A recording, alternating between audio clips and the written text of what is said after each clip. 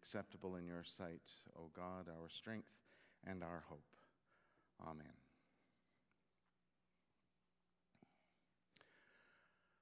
This is a really awesome set, and I mean, this ought to evoke a lot of memories for lots of people, all of the, including Perry's hair. But even like the 10 cents, when was the last time you paid 10 cents for a pop? And the washing machine, the rotary phone, a cash register that looks like, let alone one of these. I always thought these kind of radios were a mystery to me. They had like 8 bands on them, but only one ever worked, right? An ironing board, you know, all of this, it just evokes that laundromat of the 60s feeling, doesn't it? Do you feel good about that? Oh, thank goodness. Because this set being so wonderful, we don't have a screen, and I needed the screen today so that I wouldn't have to say out loud the title of my blog this week. Because on Thursday evening, I posted a blog that was entitled, I Like That Fat Jesus. Hang on a second. Hang on. I'm just going to say it again so that you can notice the subtle way I'm saying that. I like that fat Jesus. Spelled P-H-A-T. Now, if you're not familiar with that, hang on. Don't get mad yet. Hang on. I'm not calling Jesus fat. I'm saying that Jesus is fat. In the late 70s, early 80s, hip-hop became a big thing, started to become a big thing. And so fat, P-H-A-T, is African-American slang meaning awesome or amazing. Really cool. Of course, you have to be cool to say it. But it means awesome and amazing. I don't think you'll disagree with me that Jesus is awesome and amazing, right? So, right, fat. It's kind of like when you say, if you were to say that, we might say, that is some really nice music that they were playing. And if you were somebody who, you know, did a lot of hip-hop and you know, that was your thing, you might say they were laying down a fat beat. P-H-A-T. You can see how it might be awkward, though, if you say it out loud, which is why I wanted you to see it before I said it out loud. Because then I wouldn't have to say it and get an immediate reaction with that. Okay, so the point is, I'm not African American, and nor do I do hip hop. It's not my language, it's not my culture, it's not my reference point. Why would I say it? It's a little bit like we sing, "I'm going to live so God can use me." I make a joke about how we're all going to dance and move about, and you all just stood there, right? Okay, that's a start. We're getting into it. We tapped our feet. Awesome. But the point is, it's not our language. It's not our culture. It's not something that's a reference point for us. This might be, if you were from the 60s, or you remember rotary phones or 10-cent pops. You know who was really good at that? Jesus was really good at that. He was really good at talking to people where they were at, right? So like he's telling a story to Jews about how they need to love their neighbor, and even their enemy is their neighbor. And so he tells a parable about Samaritans, because Jews are supposed to hate Samaritans. Did you know that? Yes, you did, because I told you it. You can see where this is going. Jesus talks to people who are hungry and refers to himself as the bread of life. He talks to people who are thirsty and says, "I am the water of life." He tells stories to fishermen about, well, fish. He invites them to come with him by telling them they would fish for people. And if it's not words, he touches them. People who need healing. people who no one else would have anything to do, Jesus embraces them. Jesus knew how to communicate with people right where they are. Do you know who's not really good at that? The church. This Sunday, today, here's an example. Today it's the last Sunday of the church year. Did you know that? Advent is the beginning of the church year, not January 1st. Advent is the beginning of the church year. You know what Advent is because we just talked about it. But today, this Sunday is referred to as either Christ the King or Reign of Christ Sunday. And the stories we hear today are through the 3 years of the lectionary cycle. Do you know what the lectionary is? You probably do. But my point is that we so often have to explain, right? Which is great because it keeps me employed. I'm not disparaging the fact that we need people. We do need people to research and study. We need academics to study all of this stuff so that they can tell us when we read a story from the first century and Jesus makes reference to certain things, they can tell us what that means because this is not the first century. And that's great. So here's the story.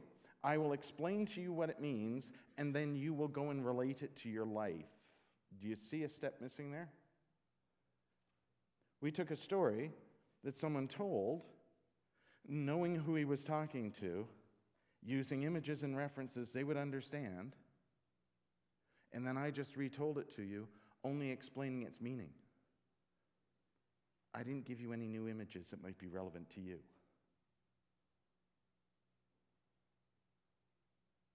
And in 2018, kingship is not often a really good example to use when you're talking about what Jesus means.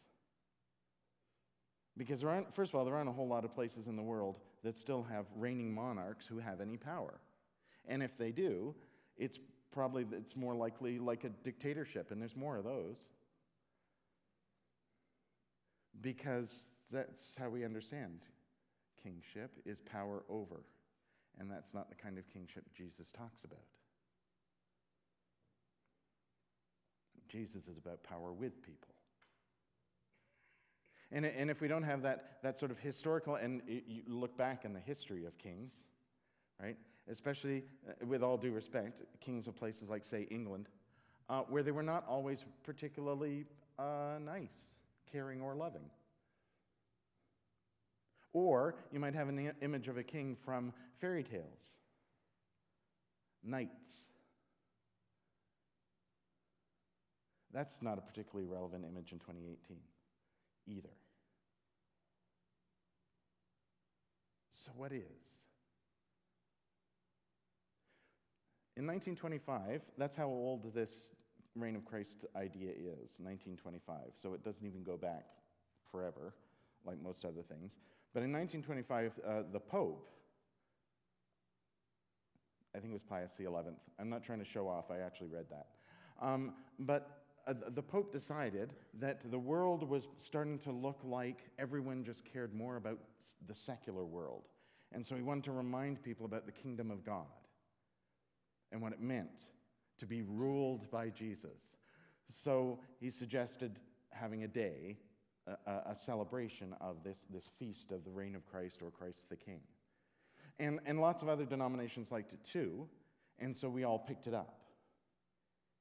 And especially as the last Sunday before Advent, that's actually a really good time to remind people that Jesus should rule in their lives. I feel like I need to unpack that a little bit. Here I am explaining.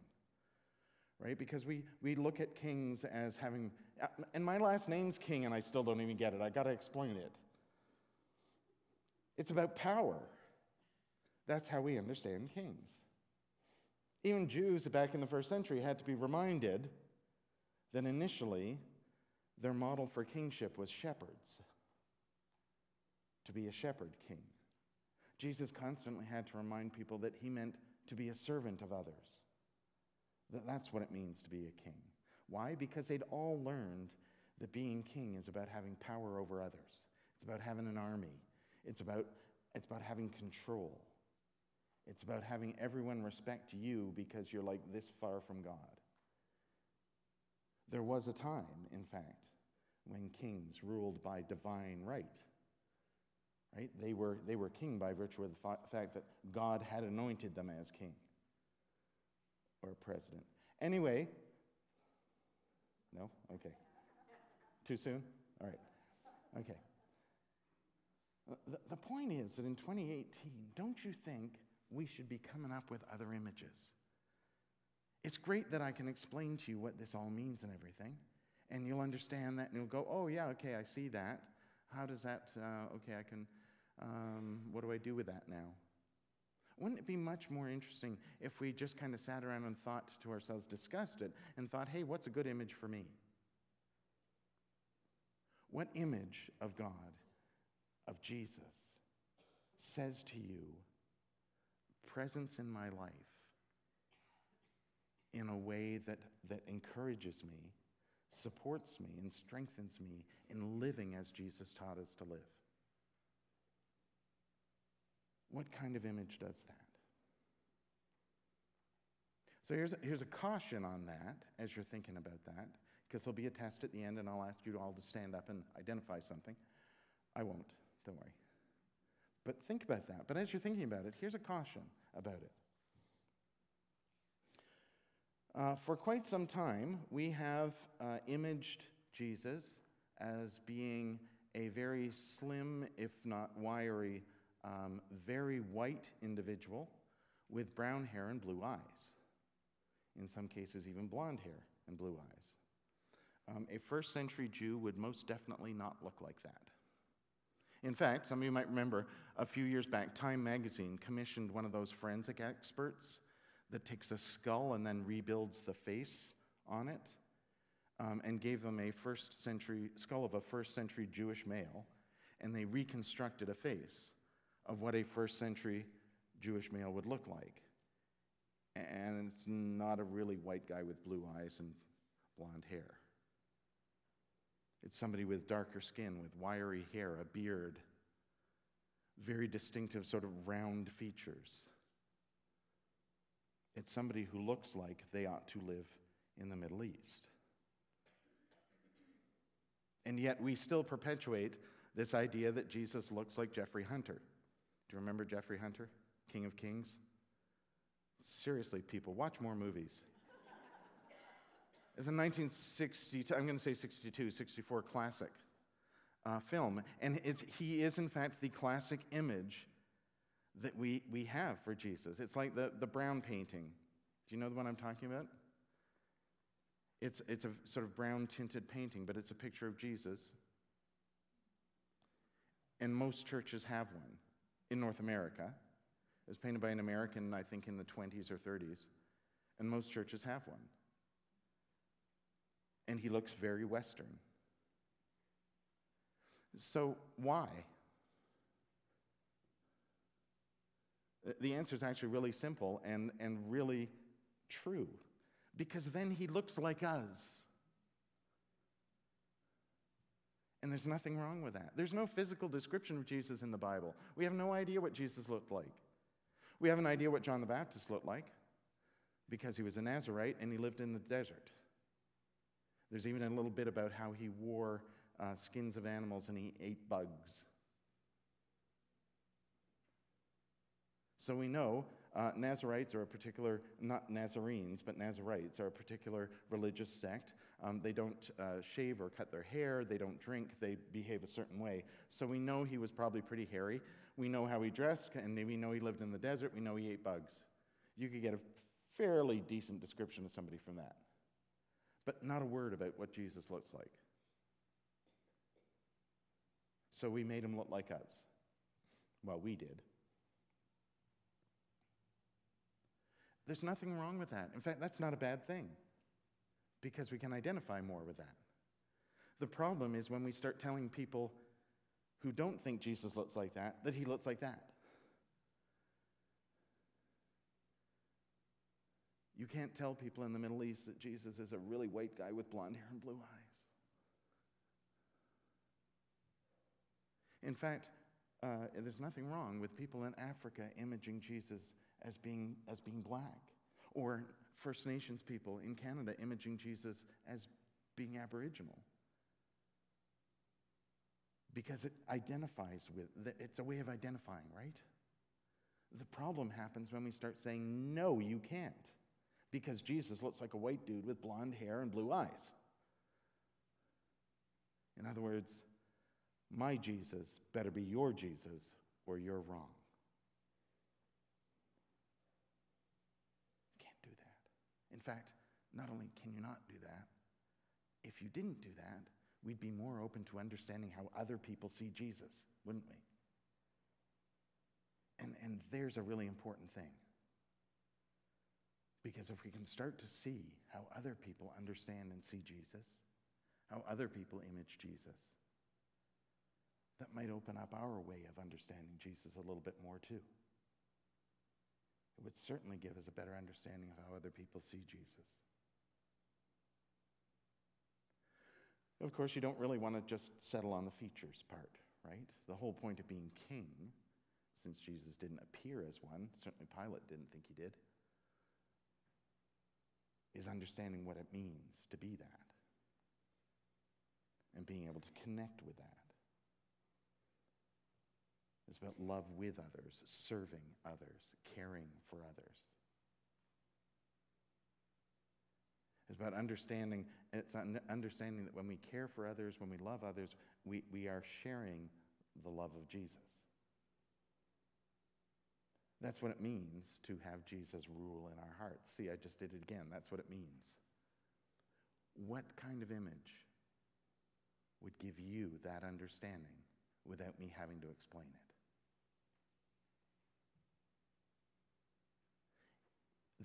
That needs to be your takeaway today, is to think about that. Think about how you would image Jesus. We know he's fat. P-H-A-T. Hang on a second, though. Just give me a little latitude here. I have this theory. We read lots of stories in the Gospels about how Jesus broke bread with people, right? There's lots of stories about how Jesus sat down for a meal and a conversation. In fact, there's so many of them that I think they probably left out a bunch. Sooner or later, some of the Gospel writers started to go, oh man, he's eating with people again. Let's just tell what he says. So they did. See, so I don't think Jesus was all that slim. I think he was a little husky. I know he walked a lot, but I like to imagine that Jesus was a little husky. Like me. I know you're thinking something else right now, but I'm going with husky, because when I was a kid, that was the size of pants that I wore. Husky. It was a thing back in the 60s. But see, you don't have to think that. You feel free to sit there and think, what an idiot. But if it helps me connect with Jesus a little bit more, to think that maybe I'm a little bit like Jesus, and Jesus is a little bit like me, why isn't that okay? If that connects me more to an understanding of Jesus, the Jesus who loves and cares for others, who might look at others and go, it doesn't really matter what you look like. It doesn't, because what counts is what's in your heart. If it connects me to that, why not? So going away today, go away thinking, what kind of image for me is going to connect me with Jesus? It could be a king. It could be. It could be a shepherd. It could be the bread of life. It could be the light of the world. It could be any of those great biblical images we've had forever. But it might also be something from today. It might be somebody you know or have known in your life.